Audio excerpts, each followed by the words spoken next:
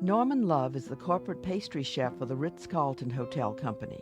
He is based in Naples, Florida, but is responsible for 34 pastry operations.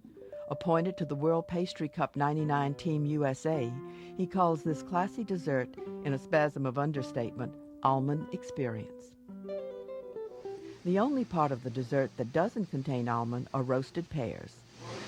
This particular dessert is a wonderful winter dessert. So once our pears have been peeled, we're going to cut our pears in half, core them. Okay, cut the pear in half, and using a Parisienne scoop, able to cleanly take out the center of the pear. And using a paring knife, we're able to trim away, clean up the pear so that they're very attractive looking.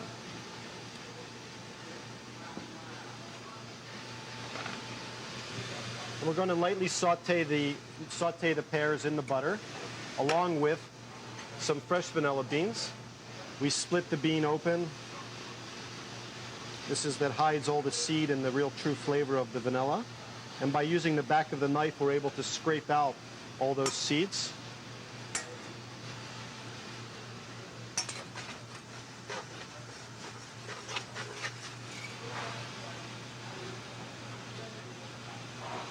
Vanilla extract is not really recommended as a substitute for this recipe. That vanilla beans are really necessary.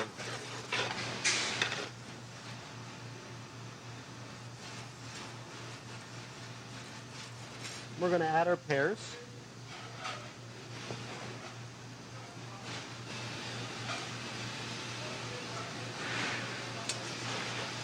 And we're going to take a little bit of granulated sugar to start the pears cooking.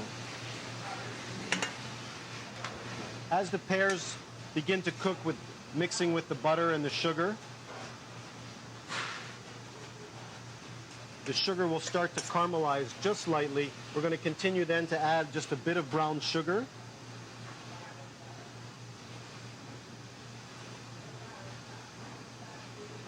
Very, very slowly adding the sugar. It's a very, very long process, and it should be a very slow process.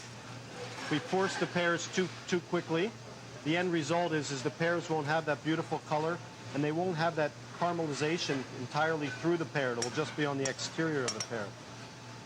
The flavor of the juices of the pears mixed with the caramelized sugar and butter will really bring a beautiful flavor.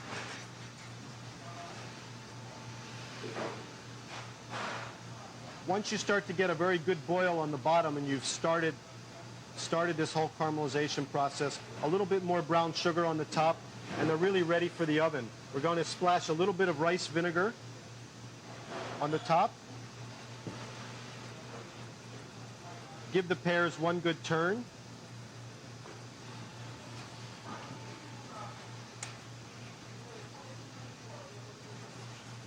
And the pears are now ready for the oven.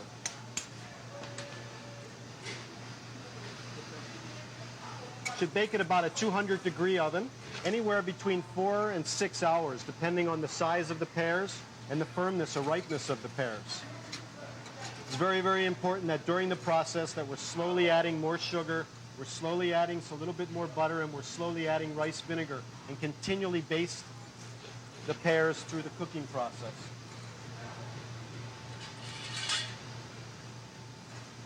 So periodically in the oven, we're going to take some of the liquid and we're just going to baste the pears, constantly throwing the liquid, constantly turning the pears, really spending a lot of attention to them, and the end result will be well worth it. They're going to get really well glazed.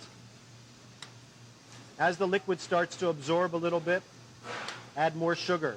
We add more sugar and more rice vinegar will create more liquid. You're able to continue to baste. Okay, so the pears have just come out of the oven. You can see the beautiful color. It's almost has a red cast to the pears. The sugar, the butter, the rice vinegar, vanilla bean, and the juices, the natural juices from the pear have created all this liquid, which in the end result will become the sauce to the dish. has a little bit of a hint of vinegar in the sauce, and it really gives a contrast of the sweet and sour to the pear. As we move on now, we're going to now make the almond cake.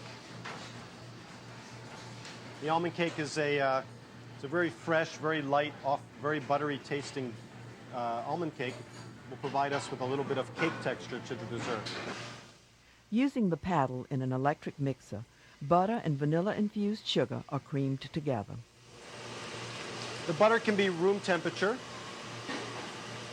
and we just want to incorporate very well the sugar and the butter together and actually put a little bit of air into the mixture, so it's a well-creamed, incorporated mixture. Once your mixture is creamed, we're going to slowly add our eggs one at a time.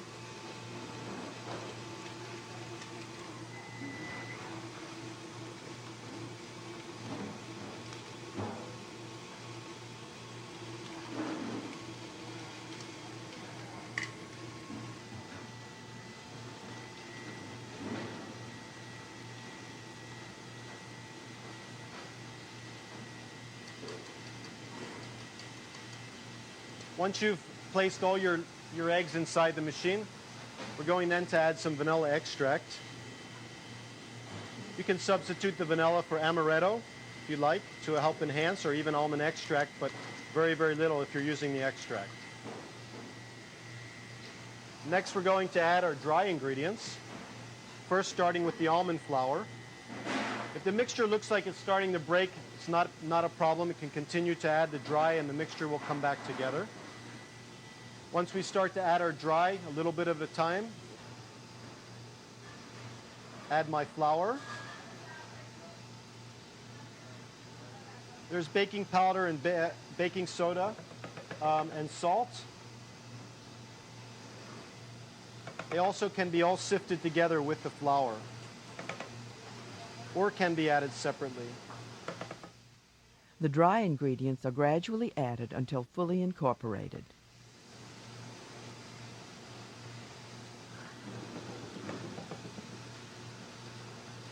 And the last ingredient is sour cream. This is going to give a little bit of a tangy taste to it, as well as provide moisture to the mix, creaminess.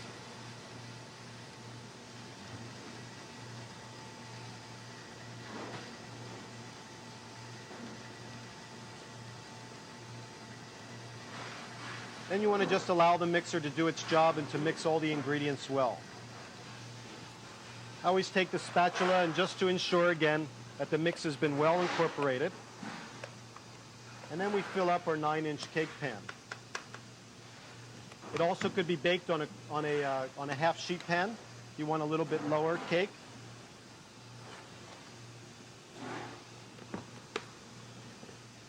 The cake will rise, but it won't rise excessively.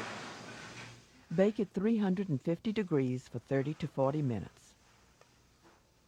Another element is blancmange, a custard that begins by infusing milk with toasted almonds. The infusion takes about 30 minutes or so. So we're going to warm our milk slowly, just under a boil. Then we're going to turn it off and allow it to infuse for about 30 minutes. So 30 minutes has passed. The almonds have been infusing in the warm milk. I'm going to add our sugar.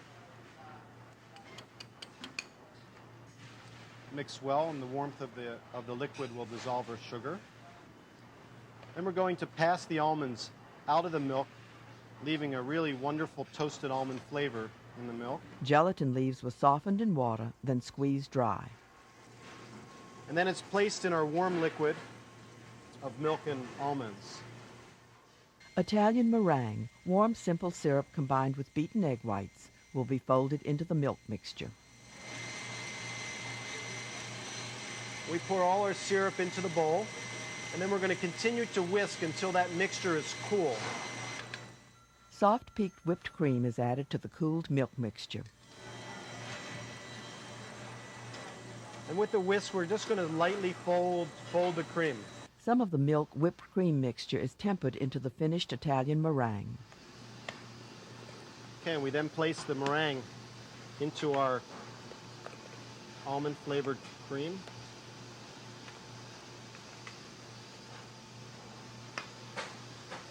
and we fold.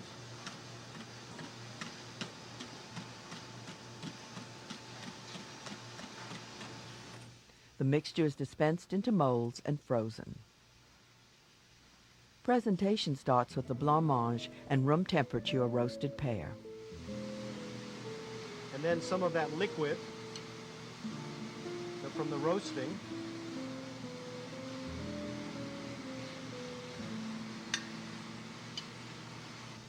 This is a small cylinder of the almond cake.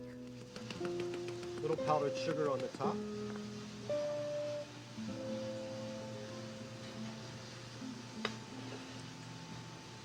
Some caramel sugar.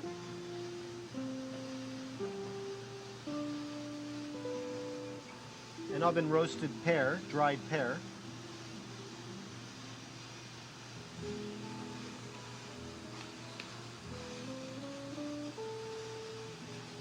And a nice quenelle of almond ice cream